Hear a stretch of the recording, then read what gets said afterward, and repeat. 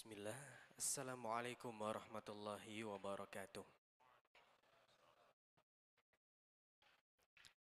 Alhamdulillah wassalatu wassalamu ala Rasulillah wa ala alihi wa sahbihi wa man walah amma ba'd.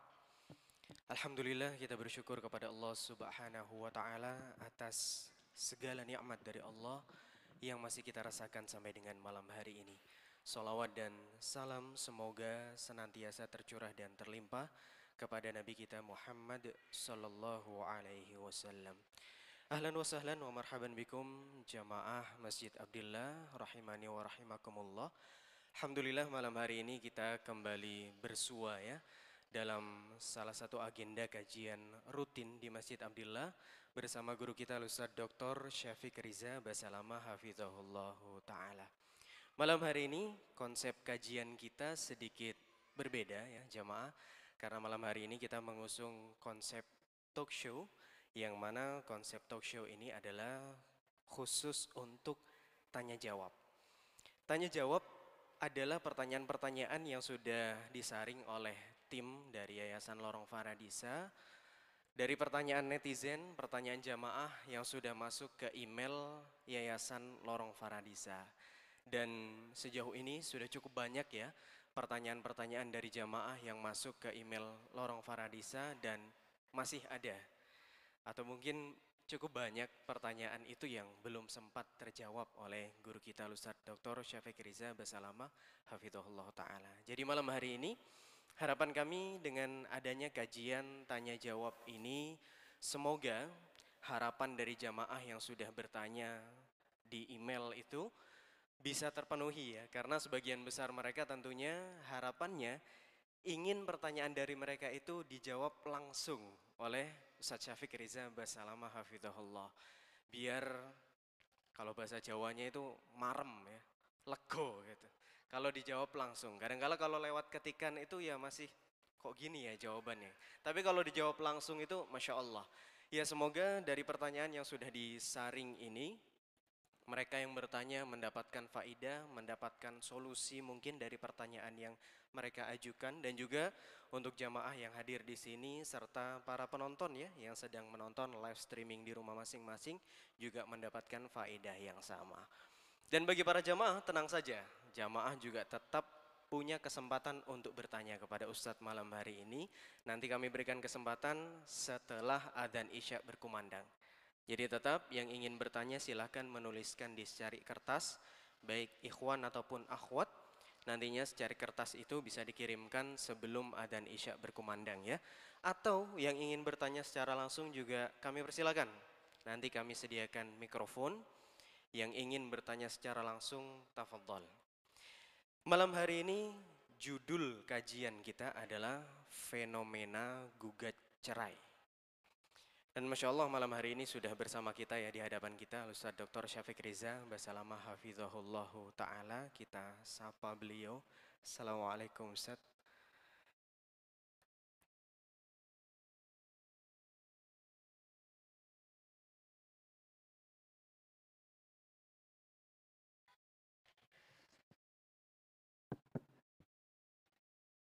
Waalaikumsalam Masya warahmatullahi Allah. wabarakatuh. Alhamdulillah. Ahlan wa sahlan. Bagaimana kabar Ustaz malam hari ini? Alhamdulillah bi khair wa afiyah. Masya Allah. Jazakumullah khairan Ustaz. Menyempatkan kembali nih untuk membersamai jamaah sekalian pada malam hari ini di tengah-tengah kesibukan Ustaz ya. Kalau nggak keliru Ustaz, baru hari Senin pulang safar kemarin Ustaz ya. Iya, hari Senin nyampe Hari jujur ya, Senin ya, alhamdulillah. Masya Allah. Semoga Allah selalu lindungi Ustadz. Kemarin kalau nggak keliru safarnya sedikit ke arah timur ya, Ustadz ya. Alhamdulillah ya Allah perkenankan ana safar ke Lombok, Masya Allah, Lombok. dari Lombok nyebrang ke Sumbawa. Sumbawa. Iya. Nah, dari Sumbawa terbang ke Denpasar, Masya Allah. Balik lagi Ustadz ke dari barat ya. Denpasar sampai Surabaya. Masya Allah. Tapi itu sebuah karunia Allah yang kadangkala kita kurang mensyukurinya ya.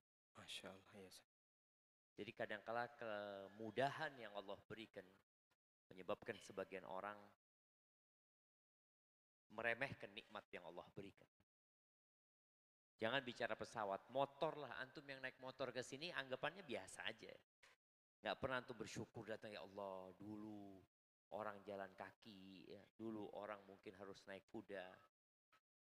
Tapi yang jelas alhamdulillah Anda sudah sampai Jember kembali Alhamdulillah, di Masya waktu Allah. yang tidak Iya, lama. Walaupun kalau bicara capek lah. Tapi kalau ngelihat wajah orang-orang ini jadi hilang capeknya. Masya Allah, Masya Karena Allah. Ana lihat ada yang lebih capek dari Ana kayaknya di sini. Insya Allah begitu, Ustaz. Masya Allah. Dan Anda lihat kemarin ada satu video kajian tuh yang agak viral, Ustaz ya. Mungkin karena netizen sedikit terkecoh dengan judulnya mungkin, Ustaz. Dan itu ya agak digoreng lah, Ustaz, di mana-mana, Alhamdulillah. Nah, berbicara tentang judul ini, Ustaz. Judul kajian malam hari ini, fenomena gugat cerai. Nah, ini Ustadz langsung yang milih judulnya nih, Ustadz. Kalau boleh tahu, Ustadz, apa alasan Ustadz memilih judul ini malam hari ini, Ustadz?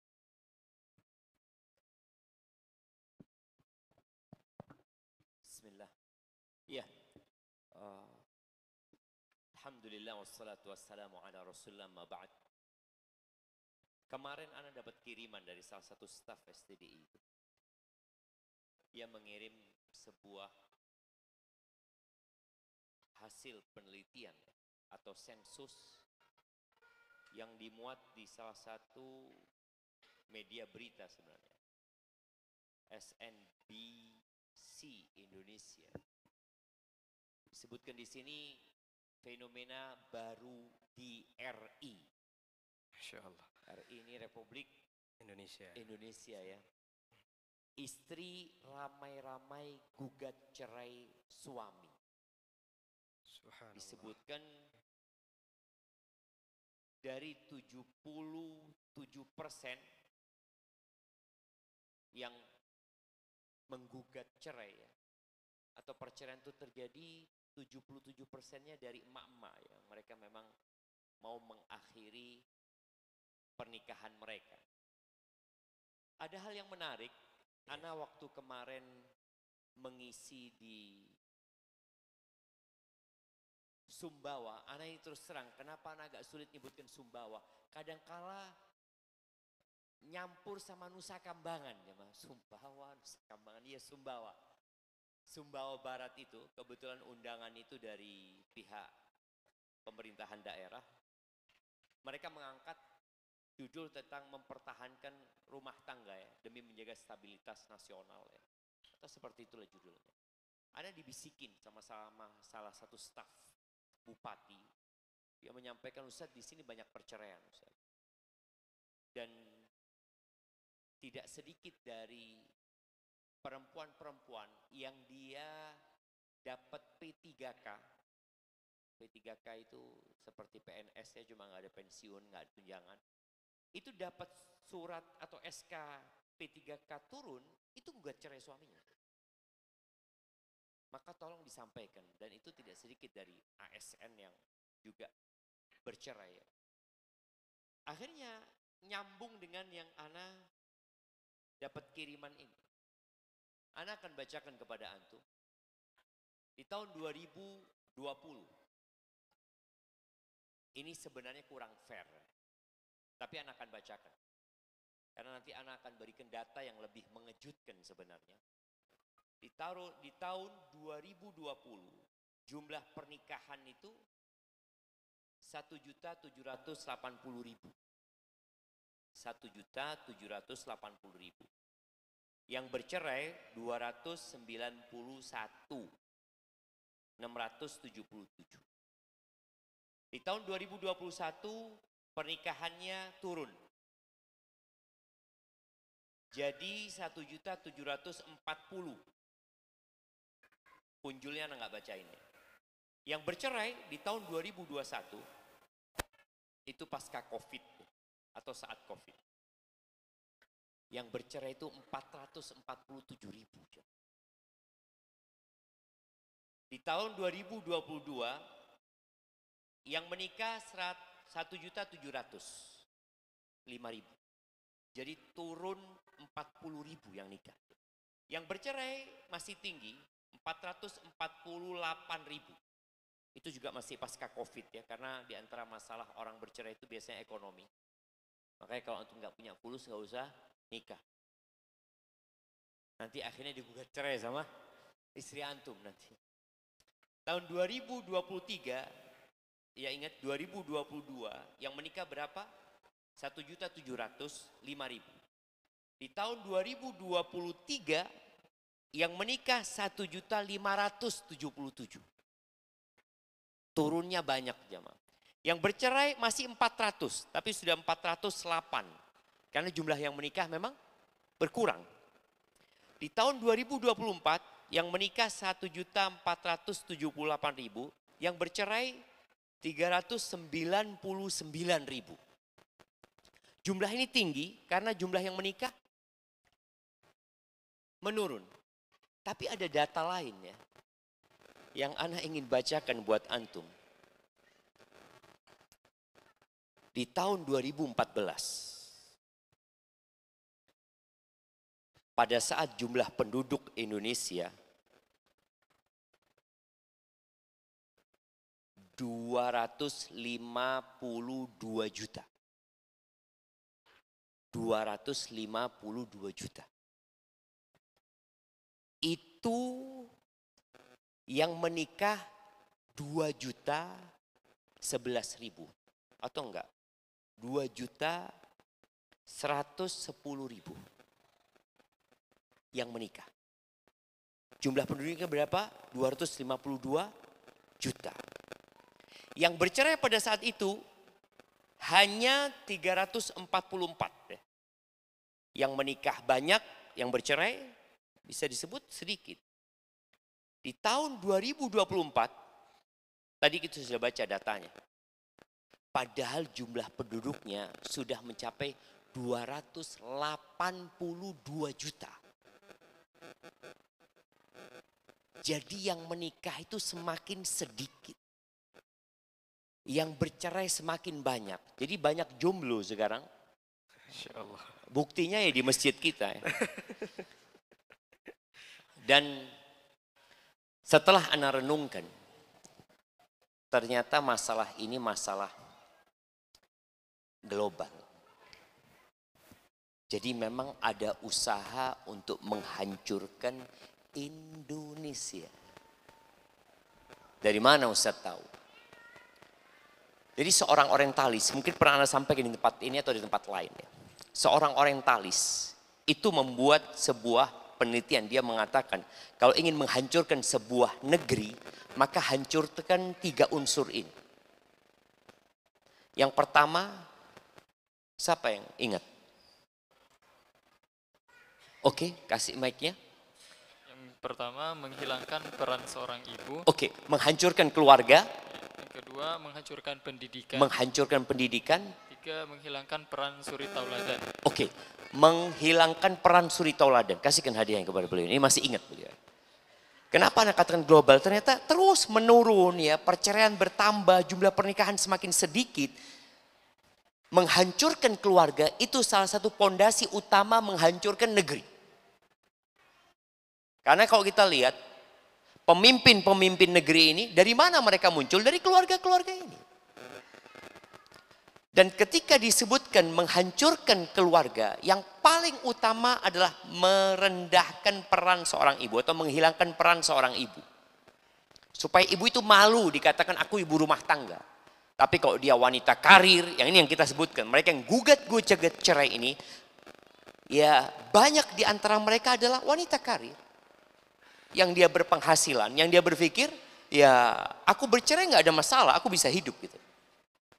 Yang dahulunya wanita membutuhkan suami, yang Allah mengatakan hunna libasul lakum wa antum libasul lahunna. Mereka adalah pakaian buat kalian, kalian adalah pakaian buat mereka. Unsur kebutuhan itu mulai hilang. Dan perempuan capek disebut ibu rumah tangga. Dan nanti muncul lagi nggak kepingin punya anak.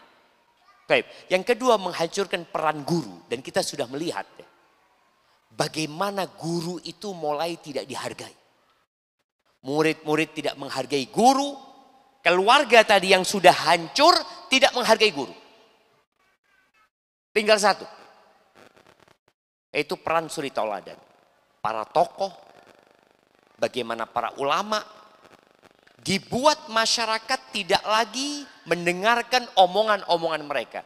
Terus mau dibawa kemana? Ketika seorang ibu tidak lagi mau mendidik anak-anaknya, seorang guru dihinakan, sehingga orang mau jadi guru itu males.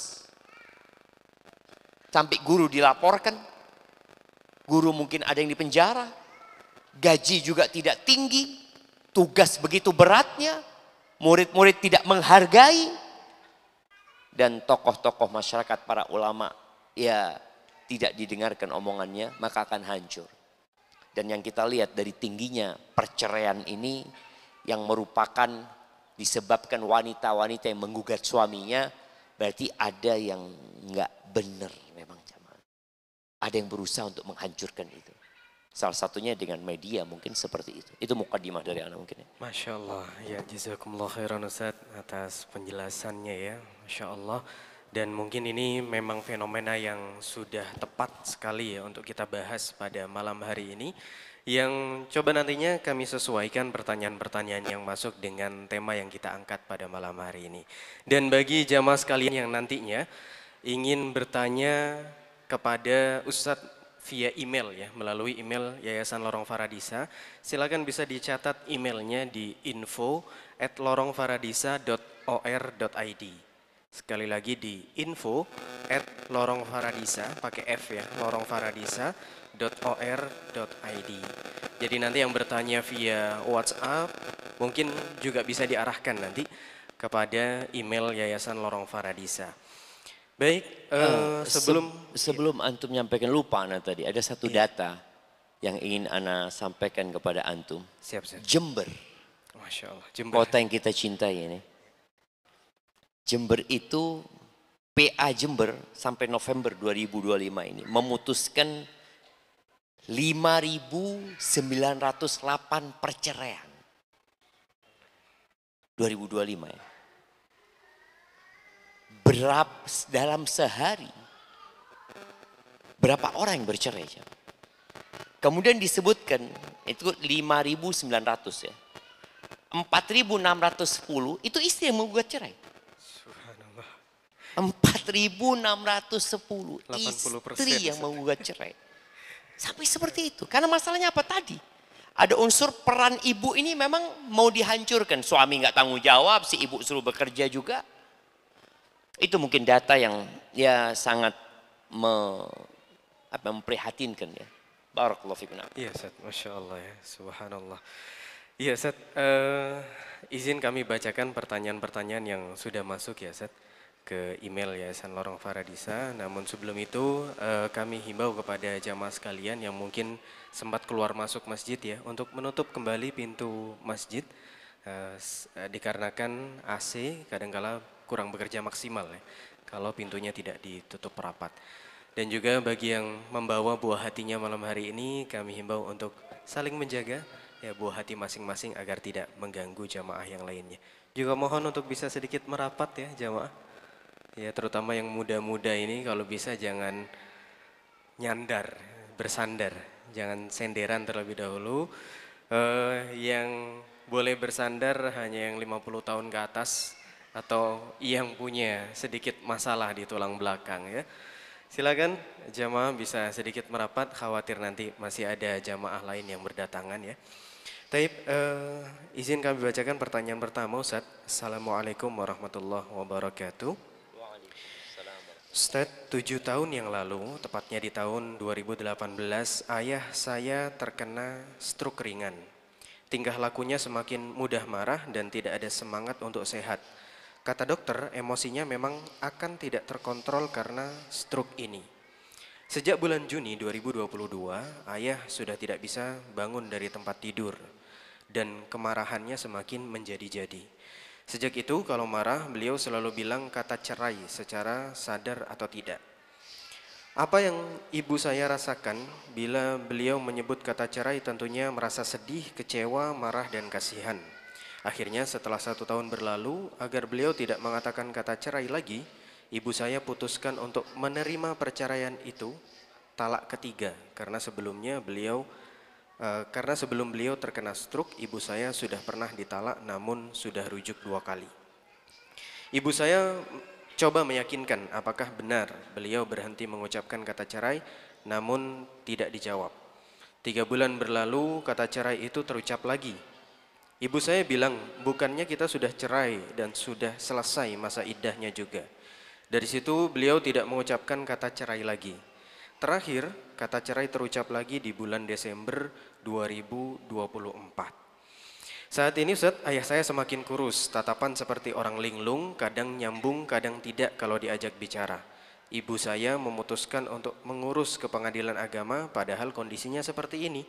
Kami bingung Ustaz, di satu sisi ibu merasa sudah bukan muhrim atau mahram di sini Ustaz ya, dan takut dosa kalau tetap mengurus ayah. Di lain sisi anak-anaknya tidak ada yang mau jika ayah ibu bercerai karena usia mereka sudah sama-sama menua. Apakah status ibu saya saat ini menurut Ustadz? Bagaimana status ibu saya saat ini menurut Ustadz, dan apakah talaknya itu sah Ustadz? Faham antum jemaah? Cukup panjang Ustadz. Iya. Jadi memang seorang ketika terkena stroke, itu emosinya nggak stabil. Tadi disebutkan bahwa sudah diceraikan 2 kali sebelum kena stroke.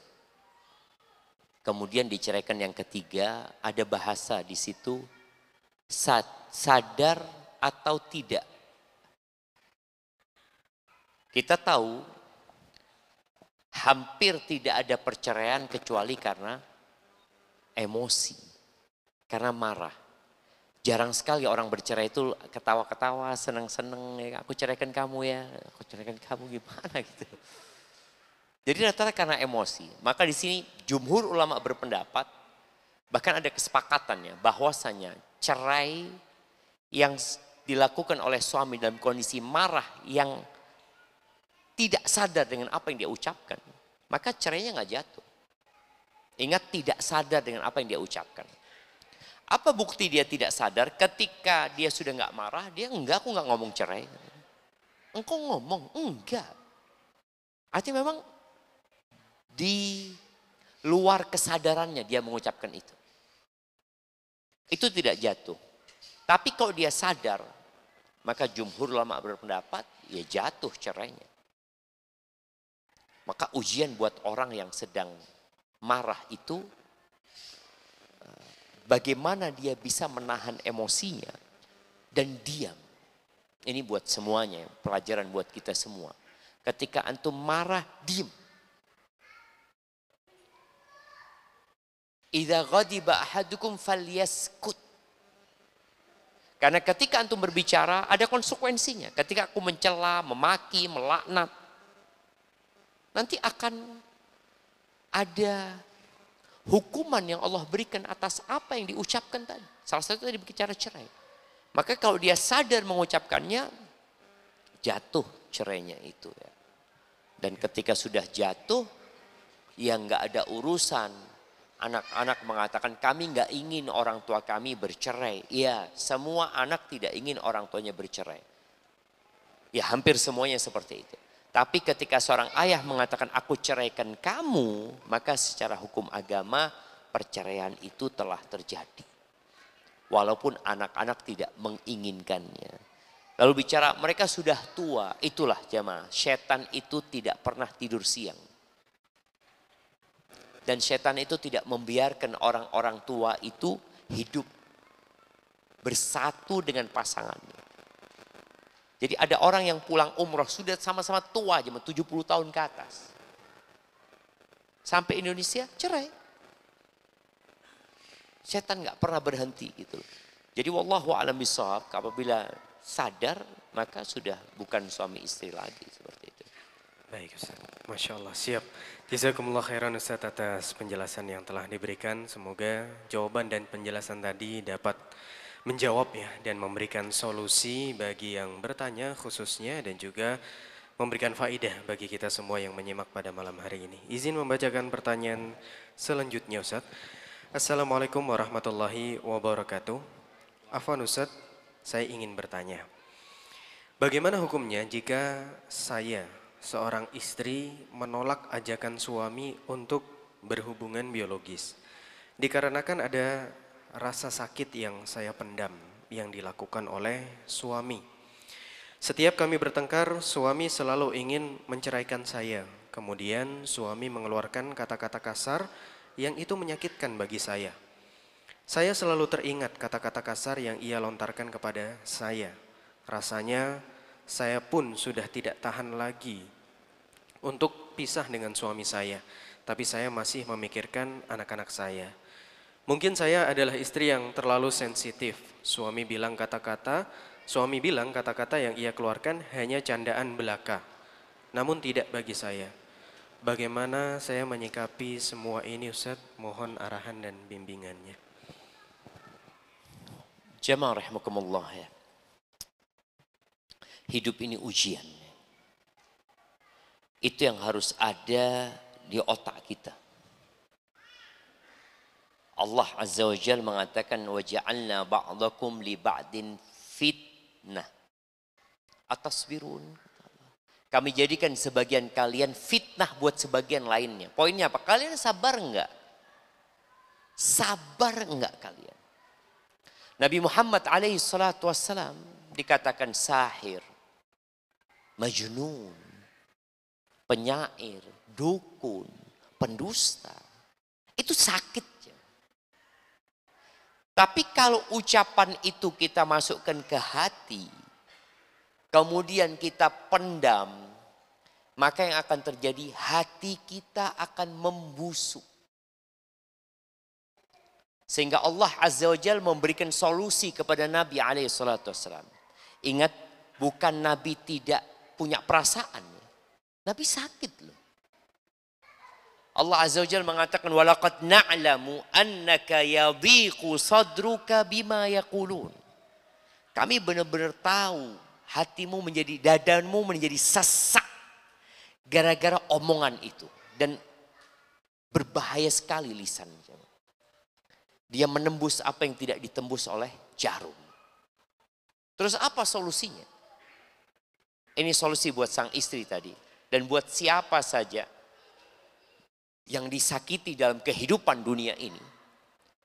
Dengan omongan orang-orang yang mungkin tidak suka sama kita.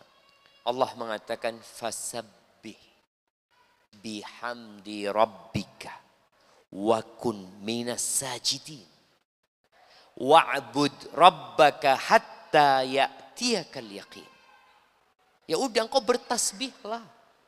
Memuji Allah Azza wa Jalla. Dan jadilah orang-orang yang terus sujud. Larikan ke sholat. Ya. Minta sama Allah Azza wa Jalla. Ya. Memohon kepada Allah. Sampai kapan seperti itu? Ya sampai mati. Intinya kita beribadah kepada Allah Azza wa Jalla. Menjadi seorang istri membutuhkan perjuangan yang panjang. Kita tahu bagaimana Asiyah bintu Muzahim, istrinya Fir'aun. Bagaimana dia dapat suami Fir'aun. Yang bayi-bayi disembelih sama dia. Bagaimana kezaliman suaminya. Tapi dia terus bersabar. Membesarkan Nabi Musa alaihissalam. Sampai akhirnya beriman. Sampai akhirnya dibunuh sama Fir'aun. Dan itulah yang namanya perjuangan dalam kehidupan dunia. Jadi tatkala kau merasa aku punya sakit hati Ustaz sama suami, ya, ngomongnya kasar ini dan itu. Tadi engkau belajar baca subhanallah wa bihamdi. Engkau belajar untuk terus beribadah memohon kepada Allah Azza wa Jalla. Kalau engkau diajak sama suamimu, layani dia. Tapi aku sakit hatinya. Ya udah, engkau melayani dia dengan berharap pahala dari Allah dan demi menyetabilkan kondisi rumah. Karena seorang laki-laki itu ketika syahwatnya tidak tersalurkan, emosinya semakin menjadi. Sampai bagaimana Nabi SAW mengatakan, "Idza da'ar rajulu imra'atahu ila firasyih." Kalau seorang suami memanggil istrinya ke ranjangnya, kemudian dia nggak mau, lalu suaminya marah, itu malaikat melaknat dia sampai pagi. Artinya kondisinya harus benar-benar dijaga hal ini. Tapi aku capek dengan omongan dia. Ya udah minta pahala dari Allah Azza wa Jalla. Subhanallah jamaah. Ketika Nabi SAW menyampaikan kepada para sahabatnya. Satakunu atharatun wa umurun tunkirunaha. Nanti bakal terjadi pilih kasih. Akan ada pemerintah, akan ada pemimpin-pemimpin yang hanya memikirkan diri mereka sendiri. Mereka memikirkan keluarga mereka yang mungkin disebut nepotisme. Rakyat tidak dipedulikan. Dan kalian akan melihat perkara-perkara yang kalian ingkari. Dari pemerintah kalian. Dari pemimpin. Apa kata para sahabat? Fama ta'muruna ya Rasulullah. Apa perintahmu kepada kami untuk menyikapi kondisi yang tidak menyenangkan tadi? Kata Nabi SAW. Tu'adduna alladhi alaikum. Kalian laksanakan tugas kalian. Berikan hak-hak pemimpin kalian. Karena sebagian orang berpikir, kalau pemimpin tidak menjalankan tugasnya dengan baik, aku nggak mau taat, aku nggak akan kasih hak mereka. Hak untuk didoakan, hak untuk ditaati, dipatuhi, hak untuk diberi nasihat, enggak. Ternyata Nabi SAW mengatakan, kalau mereka tidak memberikan hak kalian, udah, kalian penuhi hak mereka, berkaitan dengan hak kalian. وَتَسْأَلُونَ الَّذِي لَكُمْ. Kalian berdoalah meminta kepada Allah hak-hak kalian. Jadi seorang istri tadi yang dikatakan dia, ana memilih bertahan Ustaz demi anak-anak. Ya udah, sikapmu benar. Tapi berikan hak suamimu. Terus bagaimana dengan hak anak? Minta sama Allah. Jadi kadangkala kita itu kecewa jemaah dalam kehidupan rumah tangga, bahkan berakhir dengan perceraian. Karena sebagian orang itu terlalu berharap kepada suaminya, kepada istrinya. Ternyata tidak seperti yang dia harapkan. Ya udah, jalani kehidupan ini jemaah. Maka perceraian itu tidak dianjurkan. Yang dianjurkan itu bersabar. Baik. Sampai sini semoga kita udah paham. Karena memang ada masalah-masalah dalam rumah tangga yang tidak ada penyelesaiannya kecuali sabar. Boleh jadi engkau dapat suami kayak gini, suamimu akan tetap seperti ini sampai mati. Tapi catatan kebaikanmu akan terus berjalan. Nah, terus apa sikap lain yang harus dilakukan istri dalam kondisi seperti itu? Ya udah, melihat kepada kelebihan suami. Ana yakin setiap suami itu punya kelebihan. Maka anti tadi menghibur diri anti, ya udahlah suami aku memang ngomongnya kasar, kadangkala nggak enak, tapi dia masih ngasih nafkah sama aku. Dia masih sholat, dia masih puasa. Sehingga anakku masih punya imam. Daripada yang suaminya nggak puasa, yang suaminya nggak sholat. Jadi ada kelebihan yang bisa dilihat, dengan itu mempertahankan rumah tangga menjadi pilihan dia. Jadi jangan cuma melihat kepada anak-anak. Kan tadi katakan, Anda melihat kepada anak-anak aja. Jangan cuma melihat kepada anak-anak. Lihat kepada kebaikan suami. Yakin Anda punya kebaikan suami. Hadza wallahu a'lam bishawab. Masya Allah. Jazakumullah khairan Ustaz atas jawaban yang telah disampaikan. Masya Allah, semoga jawaban ini bisa menenangkan ya bagi yang bertanya dan juga menjadi jalan keluar bagi permasalahan yang selama ini dirasakan. Baik jemaah sekalian, kami berikan himbauan kembali kepada para orang tua ya yang membawa buah hatinya ke Masjid Abdillah malam hari ini, terutama yang berada di lantai 2 ya, ibu-ibu mungkin ya yang berada di lantai 2, kami mohon untuk bisa mengkondisikan buah hatinya masing-masing, atau jangan-jangan gak ikut orang tuanya, anaknya berangkat sendiri jangan-jangan. Iya, kami mohon ya, mohon kerjasamanya agar tidak mengganggu jamaah yang lainnya. Izin Ustaz satu pertanyaan lagi sebelum adzan. Nah, bismillah, izin bertanya Ustaz, apakah boleh atau bisa dikatakan syar'i Ketika sang istri ini meminta cerai karena si suami menikah lagi yang keempat, Ustaz. Sebab si istri ini meminta cerai karena sudah tidak kuat, Ustaz, menahan rasa cemburunya. Padahal si istri ini saat ini menjadi istri yang ketiga. Bagaimana keputusan yang baik, Ustaz, dan benar bagi sang istri? Mohon arahannya, Ustaz.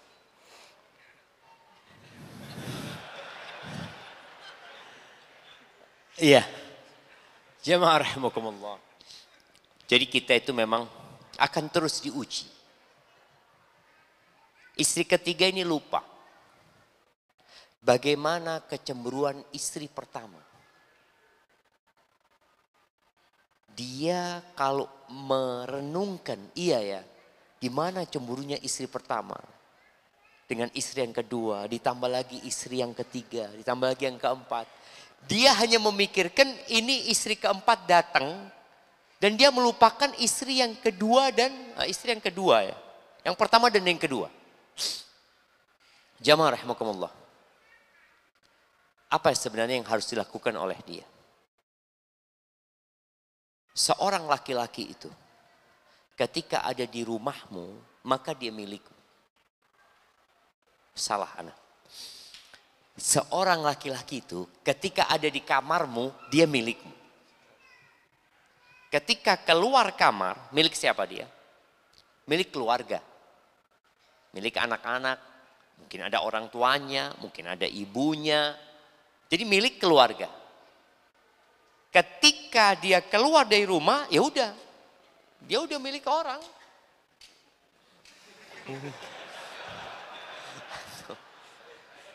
Hanya saja itu berat. Itu kalau bicara teori, iya Ustaz, teori. Makanya kadang-kala perempuan itu kalau suaminya kerja merantau 1 tahun gak pulang. Yang penting fulusnya tiap bulan dikirim. Bisa gak dia bersabar? Mungkin dia bersabar.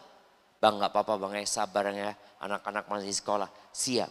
Tapi tahu suaminya kawin lagi. Jadi kiamat seakan-akan.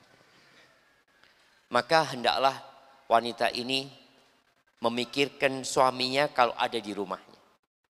Kalau suaminya sedang tidak ada di rumahnya, serahkan sama Allah Azza wa Jalla. Boleh jadi ada suaminya yang kerja dari pagi sampai sore. Ya. Kadang-kala ada yang bermalam di tempat kerjanya. Adapun untuk menahan tadi yang namanya ghairah, kecemburuan. Maka dengan cara berdoa memohon kepada Allah. Minta tolong sama Allah. Katakan Allahumma a'inni ala dzikrika wa syukrika wa husni ibadatik. Terus baca minta tolong sama Allah Azza wa Jalla. Karena memang wanita itu tingkat kecemburuannya berbeda-beda jemaah.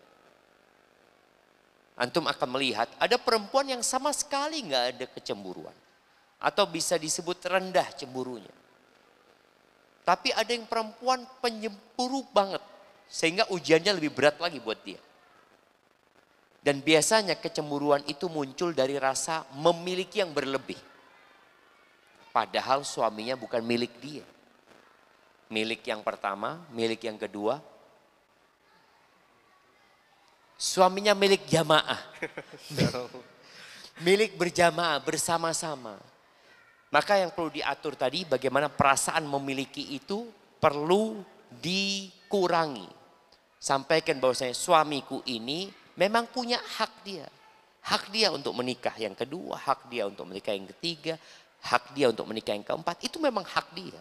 Ketika dia menikah lagi ya dia mengambil haknya. Tapi kan di masyarakat gak kayak gitu. Suami yang nikah lagi dianggap apa? Tidak setia. Dianggap selingkuh,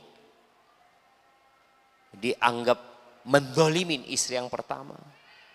Padahal sejatinya kalau hanya menikah lagi dikatakan kezaliman, tidak. Ingat pekan lalu kita bahas, ya, ibu kita Kartini istri keberapa? Istri keempat kan? Nah, biasa aja, nggak ada masalah. Tapi sekarang jadi masalah besar. Maka semoga para perempuan yang Yang pertama, para laki-laki, ketika antum berpikir untuk menikah lagi, bertakwalah kepada Allah. Jangan hanya berpikir senang-senang, karena antum akan dimintain pertanggungjawaban oleh Allah Azza wa Jalla. Dan jangan berpikir nikah lagi untuk bangga-banggaan berapa istrinya. 4 kurang 2. 4 kurang 2. Enggak, bukan untuk berbangga-banggaan. Tapi niatkan ketika antum memang mau nikah lagi karena untuk memperbanyak umatnya Nabi SAW, untuk menjaga kehormatan diri antum ya. Bukan untuk berbangga-banggaan. Hadza wallahu a'lam bissawab. Masya Allah, jazakumullah khairan Ustaz atas penjelasan yang telah diberikan. Semoga menjadi solusi ya dan jawaban bagi yang bertanya ini dan juga bagi kita semua, baik jamaah ikhwan ataupun jamaah akhwat ya semuanya. Nah, barakallahu fikum, kita akan simak dan dengarkan kumandang adzan terlebih dahulu. Baik, silakan bagi yang bertugas.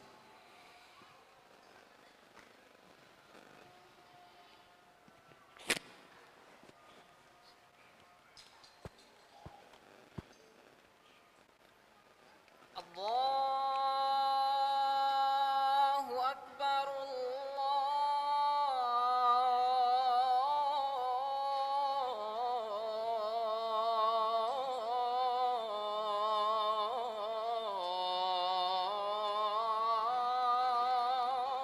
Allahu Akbar, Allahu Akbar,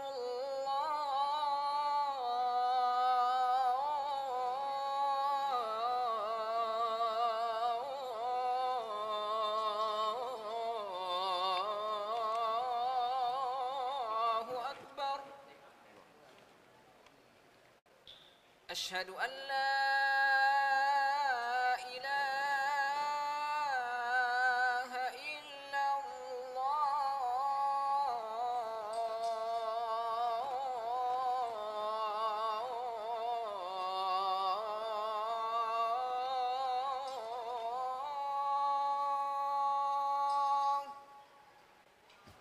Asyhadu an la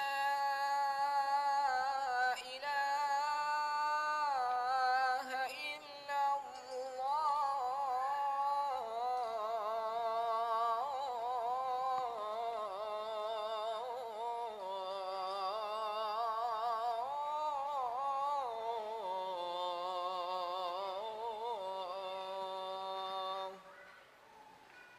Asyhadu anna Muhammadar Rasulullah.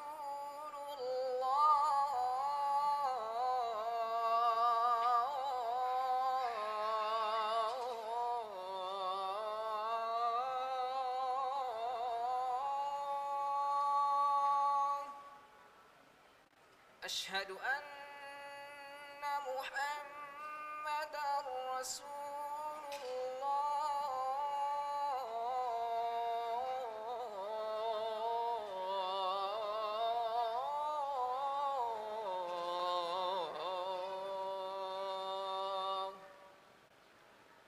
Hayya 'alas salah.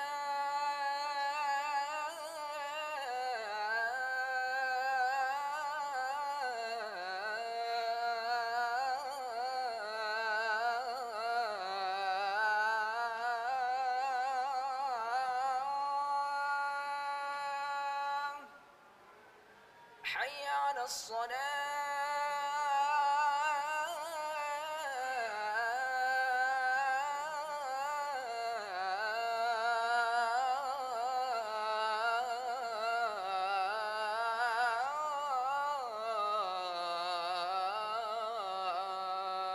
Hayya 'alal falah.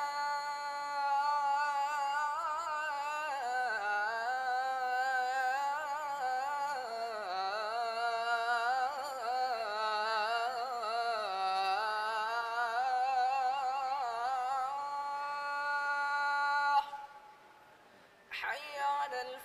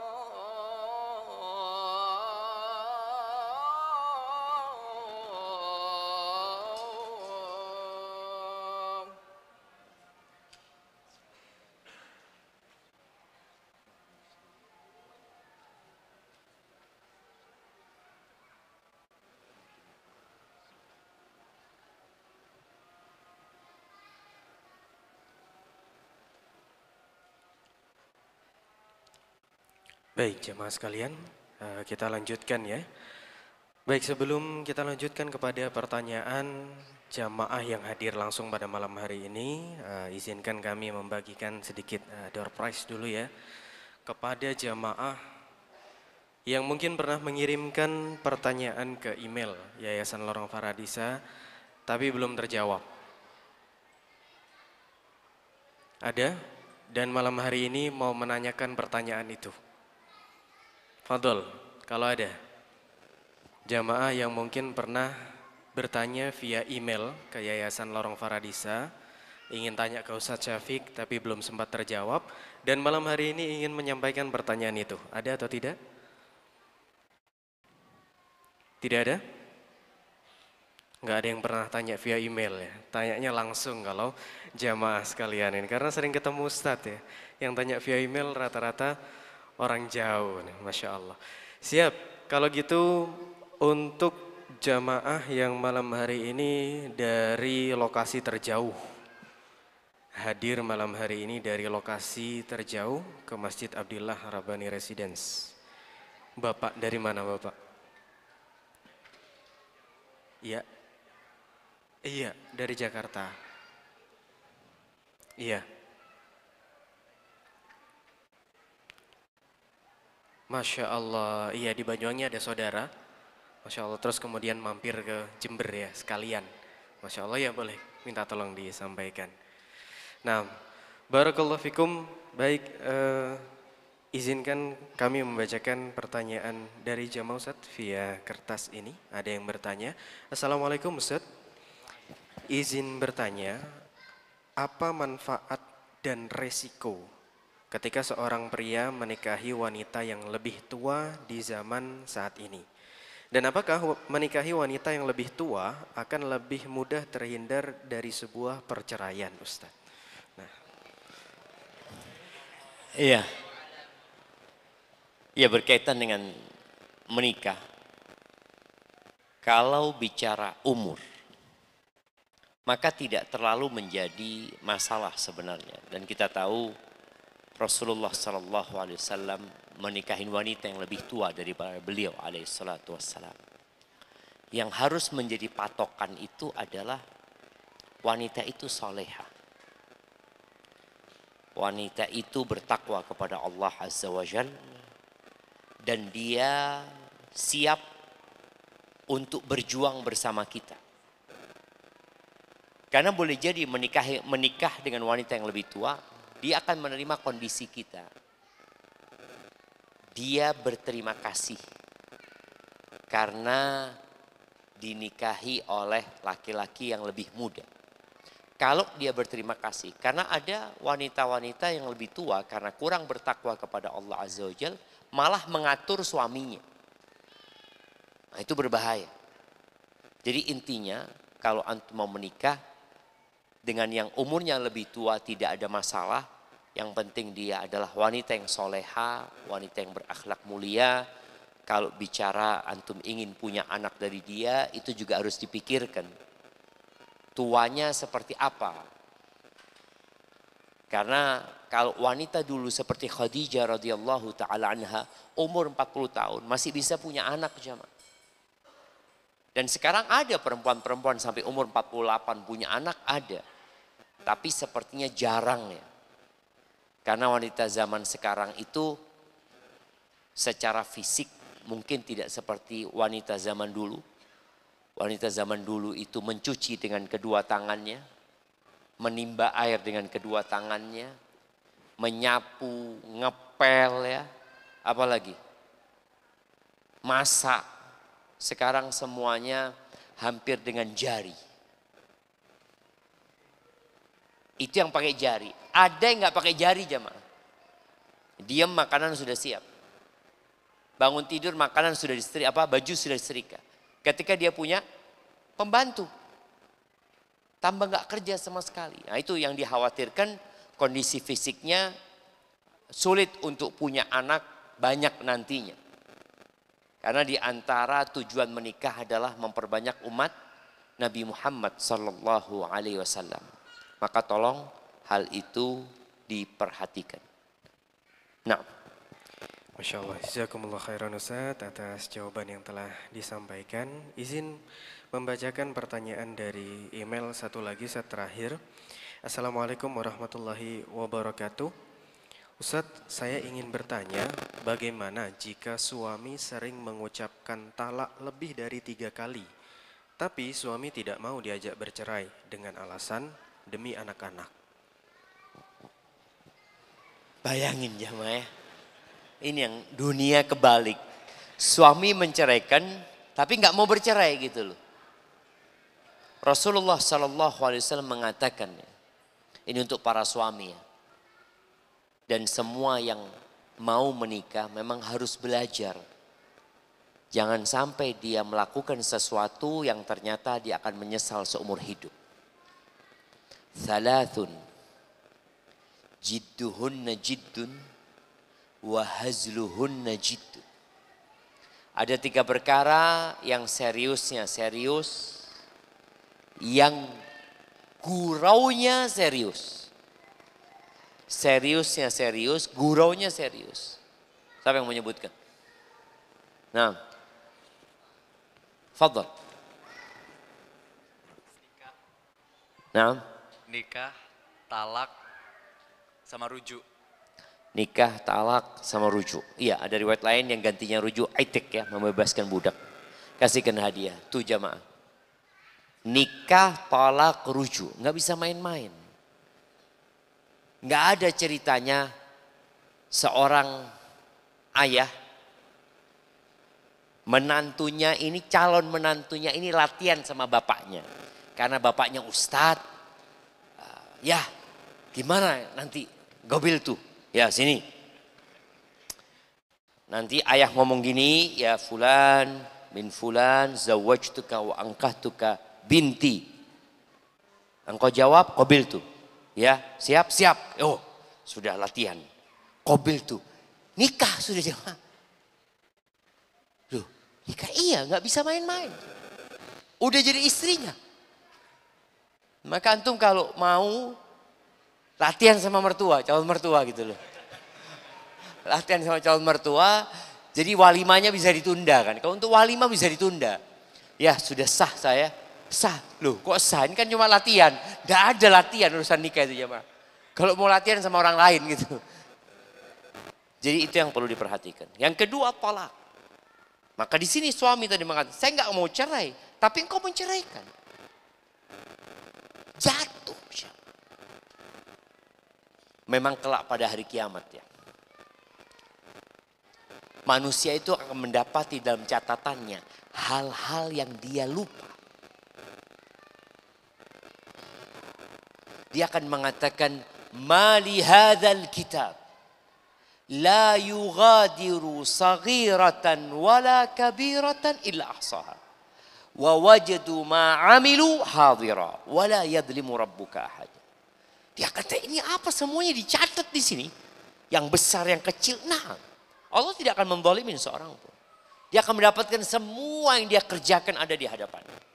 Makanya ada mungkin seorang suami yang sudah mencerai istrinya 7 kali ya. Dia sudah ceraikan istrinya, tapi dia nggak mau cerai. Akhirnya sang istri, gimana Ustaz, suami nggak mau cerai lo? Engkau sudah diceraikan. Engkau sudah tidak halal buat dia. Walaupun nanti kalau berangkat ke pengadilan agama, tidak akan dihitung cerai. Karena kita tahu ada hukum negara yang memang ikut prosedur negara. Sudah ada aturan. Tapi hukum agama, contoh nih, orang yang nikah siri secara negara dianggap nggak sah. Tapi secara agama, lu sah dia. Makanya kadangkala yang namanya penghulu itu setelah akad nikah dan semua sudah dicatat, dia menyampaikan alhamdulillah pernikahannya sudah sah secara agama, sah secara negara. Jadi tadi kalau suami berangkat ke negara, maka negara mengatakan belum terjadi perceraian. Tapi secara agama perceraian telah terjadi. Maka ketika seorang istri tadi suaminya mengatakan, aku nggak mau pisah demi anak-anak. Loh kalau urusan demi anak-anak kau sudah menceraikan aku. Maka tolong ketika mau mengucapkan cerai, mikir dulu. Ya orang lagi marah Ustaz, nggak bisa mikir. Dia hanya ingin melampiaskan emosinya. Dan buat para istri, ketika suaminya marah, tolong jangan dibantah. Tidak perlu melakukan pembelaan. Karena ketika melakukan pembelaan dianggap istrinya ini menantang sama suaminya. Dan suami merasa dia punya senjata yang paling ampuh yaitu cerai. Maka ketika suami marah engkau diem. Kalau suami KDRT Ustaz, diem, ya diem juga. Ketika engkau melawan, maka suami semakin menjadi-jadi. Kecuali engkau memang jago karate. Iya, artinya seorang ketika membela diri takut membahayakan jiwanya, mungkin dia boleh membela. Tapi kalau enggak, jangan. Yang ada tambah jadi. Ada nggak cerita seorang ustadz ya. Yang suami ini nggak mau sholat subuh di masjid. Sulit dibangun. Akhirnya istrinya marah, digampar. Istrinya ini sabuk hitam karate jemaah. Akhirnya sang suami kalau dibangunkan sama istrinya lagi, bang subuh bang, langsung berangkat sholat pertama terus ya jemaah. Tapi ini bukan sesuatu yang harus dicontoh jemaah, jangan dicontoh istri-istri seperti itu. Tapi tadi seorang istri apabila suaminya marah sampai melakukan KDRT, cara yang paling indah tidak dengan melawan adalah dengan cara pergi, menghindar dari suami. Dan suami juga. Kalau engkau sedang marah atau istri sedang marah, kita itu kadangkala butuh untuk menyendiri. Karena kalau tetap berjumpa, emosi semakin membara ya. Maka antum lihat ya, orang kalau lagi berantem, kenapa harus ada yang memisahkan? Itu sudah dipisahkan, ditarik jamaah. Dia tahan semuanya, dia ingin mukul orang itu. Maka harus dipisahkan. Ketika sudah berjauhan, apalagi sampai tidak melihat, urusannya selesai. Tapi kalau masih melihat, dia akan masih terus emosi. Maka tadi ketika suami marah, jangan dibantah, jangan menjawab, ucapkan minta maaf. Ketika suami melakukan KDRT, gara-gara tadi engkau membantah, engkau diem jangan balas. Karena ketika balas, dia akan menggunakan kekuatannya untuk mendolimimu, dan engkau gak selamat nantinya. Barakallahu fikum. Nah. Wafikum barakallah, jazakumullah khairan Ustaz. Masya Allah atas jawaban yang telah disampaikan. Nah, jamaah sekalian, terutama untuk akhwat ya, panitia telah menyediakan mikrofon untuk akhwat di bagian belakang, berada di bawah monitor ya.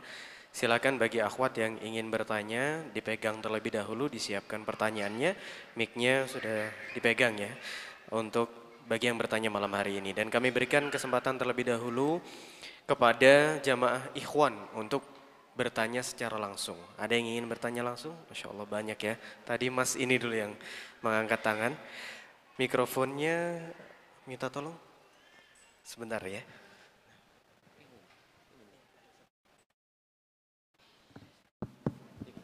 Siap. Nah, Fadol.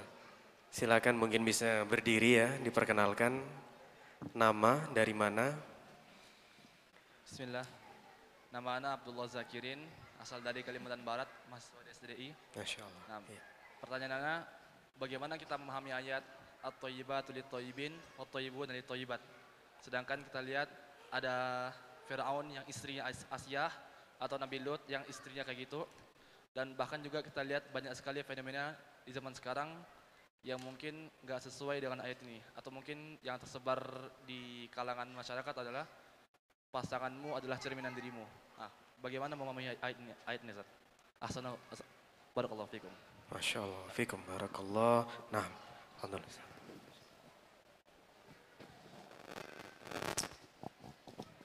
Barakallahu fiik. Iya. Jadi yang pertama, ayat itu bisa bermakna perintah agar orang-orang itu memilih pasangannya. Jadi kalau engkau orang baik, pilihlah orang baik gitu loh. Karena ada orang baik ya, mahasiswa STDI, lulus kumlot gitu ya. Ketika dia mau nikah, dia cari, aku cari yang cantik walaupun dia nggak sholat, nanti aku akan didik dia. Berarti masalahnya ada di siapa? Ada di dia. Itu yang pertama. Yang kedua, itu hukum umum. Seperti itu. Tapi ada pengecualian.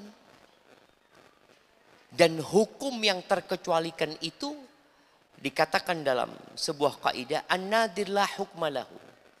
Yang jarang itu tidak masuk dalam hukum umum tadi. Karena jarang. Jadi kalau antum melihat sekarang, kalau dikatakan fenomena, seakan-akan banyak ya. Orang soleh, suaminya, istrinya nggak soleh. Kayaknya nggak benar juga. Rata-rata orang soleh, istrinya soleh gitu loh.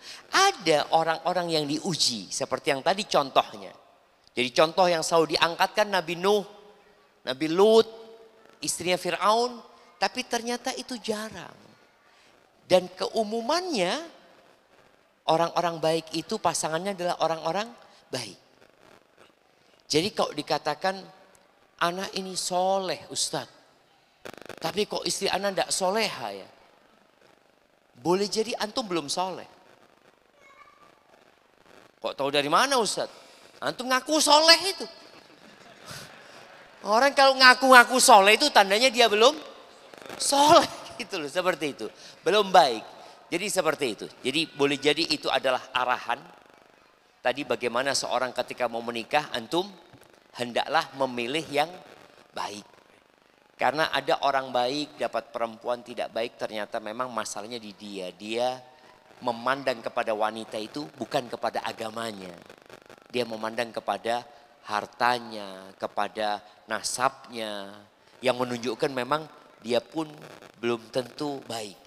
Ada cerita dulu. Imran bin Hittan. Iya. Dia itu seorang muhaddis. Dia punya sepupu cantik sekali. Tapi sepupunya ini termasuk yang memiliki pemikiran menyimpang dari Khawarij. Yang mengkafirkan Utsman, yang mengkafirkan Ali bin Abi Thalib. Imran berpikir dengan dia menikahi sepupunya ini, sepupunya akan dapat hidayah lewat dia. Ternyata dia yang dirusak sama istri. Maka harus berhati-hati. Ketika memilih pasangan itu, jangan sok. Insya Allah perempuan ini kalau anak nikahin, nurut. Dan perlu diketahui. Laki-laki atau wanita, sebelum menikah, antum mau menikah sama seorang perempuan, dia belum taatlah sama Allah ya. Lalu antum sampaikan kepada dia, nanti kalau nikah, nanti pakai jilbab ya, yang syar'i. Siap, sholat 5 waktu, siap, puasa, siap, semua siap. Karena belum nikah. Setelah nikah, lain sudah. Aku sudah istrimu. Ketika antum nyuruh-nyuruh dia, boleh jadi dia nggak terlalu nurut lagi nantinya. Maka itu perlu jadi perhatian. Barakallahu fikum. Masya Allah, fikum barakallah, jazakumullah khairan Ustaz. Cukup ya. Nah, barakallah fikum, Masya Allah. Ya, kali ini kami berikan kesempatan kepada jamaah akhwat ya. Kalau ada yang ingin bertanya secara langsung, silahkan. Mungkin Ya. sudah dipegang mikrofonnya. Bismillah. Assalamualaikum warahmatullahi wabarakatuh. Waalaikumsalam warahmatullahi Mau wabarakatuh. bertanya bagaimana menata hati untuk menjadi istri solehah di kezoliman suami atau anak gitu Ustaz. Syukran jazakallah khair. Afwan Ibu, sedikit terputus-putus suaranya, mungkin bisa diulang? Awan, bagaimana menata hati untuk menjadi istri yang solehah walaupun suaminya selalu zolim atau anaknya selalu berulah Ustaz. Suaminya selalu zalim atau Anak-anaknya selalu menguji hati gitu. Bagaimana cara menyikapinya untuk menata hati untuk menjadi seorang istri solehah? dan menjadi seorang ibu. Iya Ustaz. Nah. Allahu Akbar jemaah ya. Kalau bicara bagaimana cara menata hati, maka hati itu ditata dengan tauhid. Dengan kita mengesahkan Allah Azza wa Jalla. dengan kita mengetahui kenapa kita diciptakan. Allah Azza wa Jalla mengatakan, "Wa ma khalaqtul jinna wal insa illa liya'budun." Tidaklah aku ciptakan bangsa jin dan manusia kecuali untuk beribadah kepada aku. Yang kedua, menata hati dengan mengingat bahwa engkau tidak lama di muka bumi ini. Karena orang itu kalau tahu dia sebentar, dia akan merasakan bismillah cobaan ini bentar lagi akan pergi juga. Tapi kalau dia merasa lama, dia akan tersiksa dengan kondisi yang ada. Coba kita lihat.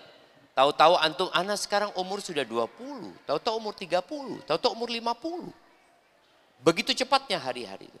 Itu yang kedua. Yang ketiga, dengan cara mengingat bahwasanya balasan buat orang-orang yang bersabar itu sangat besar sekali, bahkan tanpa perhitungan. Allah Azza wa Jalla mengatakan, "Innama yuwaffas sabiruna ajrahum bighairi hisab." Allah memberikan balasan kepada orang-orang yang sabar itu tanpa ditakar.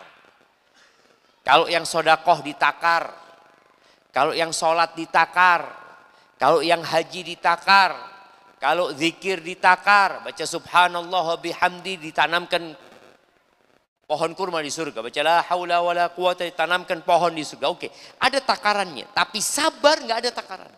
Jadi ketika orang tahu dengan itu, dia akan bisa menata hatinya. Dia akan kuat menghadapi yang ada. Wa jazahum bima sabaru jannatan wa harira. Dan Allah memberikan pahala kepada mereka karena kesabaran mereka. Kemudian yang keempat, berkaitan dengan suaminya selalu zalim. Ucapan selalu ini coba dikoreksi kembali. Apakah suaminya 24 jam melakukan kezaliman? Atau seperti apa? Terus terang ada seorang wanita yang dia sampaikan, suami anak suka marah Ustaz. Kalau marah ya banting-banting ya. Suaminya tidak penyabar umpamanya. Suami anak kalau marah ngomongnya nggak enak ini dan itu. Anak tanyakan, kenapa dia marah? Ustaz, urusan-urusan remeh, marah itulah. Yang anti sampaikan ini, urusan-urusan remeh ini jangan diremehkan lagi. Karena urusan yang dalam pandangan anti remeh, dalam pandangan suami besar. Sehingga tatkala kita bergaul dengan manusia, gunakan kacamata orang yang kita ajak bergaul. Bukan pakai kacamata kita. Kita kan menganggapnya remeh. Ternyata buat dia nggak remeh. Urusan itu besar. Yang sering Anda contohkan, ada suami yang marah gara-gara kopinya habis. Ada. Gara-gara sarapannya belum siap. Ustaz, Anda ngurusin bayi Ustaz. Ini suami nggak tahu diri, Anda ngurusin bayi. Lihat, suami nggak tahu diri, Anda nggak tahu diri. Suamimu ini bayi besar. Nah, engkau punya bayi kecil, tuh bayi yang nangis, taruh di kasur, biar nangis. Karena dia nangis nggak bisa berbuat apa-apa. Tapi kalau yang besar ini, kalau lagi emosi, jangan ditanya, bahaya gitu loh. Maka harus belajar anti, menyikapi keadaan lewat kacamata orang yang disikapi. Ana yakin ya, ada asap, ada api. Ada asap, ada api. Kalau suami anti marah-marah tanpa ada sebab, bawa ke rumah sakit jiwa. Berarti dia orang gila. Tapi enggak biasanya. Enggak Ustaz, memang dia embahnya, bapaknya sama Ustaz. Oh ini sudah bahaya ini jamaah. Karena dia sudah keturunannya seakan-akan semua pemarah. Enggak. Oke, suamimu tadi melakukan kezaliman, coba engkau lihat, perhatikan. Engkau akan bicara bagaimana menata hati dapat suami kayak gitu. Engkau lihat apa penyebab suamiku marah gitu loh. Oh ternyata suamiku marah kalau aku tidak ada di rumah apabila dia pulang. Ya udah engkau harus ada di rumah. Loh anak jemput anak-anak Ustadz ini itu macam-macam. Ya sudah anak-anak dititipkan ke siapa? Nah itu perlu jadi perhatian. Kemudian untuk menata hati, lihatlah kepada yang suaminya lebih parah daripada suami anti. Tadi sudah dikasih contoh, suami anti mungkin marah-marah tapi alhamdulillah Ustaz dia nggak narkoba Ustaz. Contohnya, dia masih sholat Ustaz. Daripada ada suami yang narkoba, nggak sholat, macam-macam. Berarti suamimu masih lebih baik dari itu. Gitu. Jadi kalau membandingkan jangan dengan yang levelnya lebih tinggi. Karena Nabi SAW mengajari kita dalam menata hati, unzuru ila man huwa asfala minkum. Lihatlah kepada yang di bawah kalian.